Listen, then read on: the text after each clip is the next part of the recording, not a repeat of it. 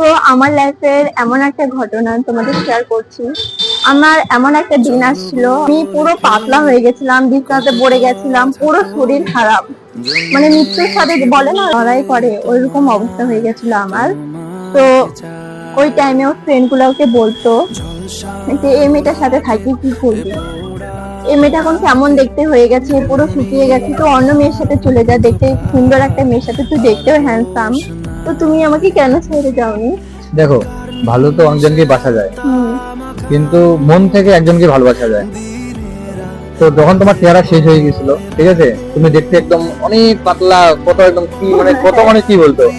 তো আমি তোমাকে এটাই বলতে চাইবো, তোমার চেহারা দেখে আমি ভালোবাসি নাই, তোমার ব্যবহার দেখে, তোমার কথাবার্তা, তোমার সাথে থাইকে থেকে তোমার সঙ্গে আমার ভালোবাসার সৃষ্টি হয়েছে। এর জন্যই আমি তোমাকে থাকতে পারি নাই। আর আমার একটাই জীবনের রুল, বা তুমি যেটা বলতে পারো, ভালো একজনকে পাইবো, একজনকে বিয়ে করবো, নাহলে কাউকে না।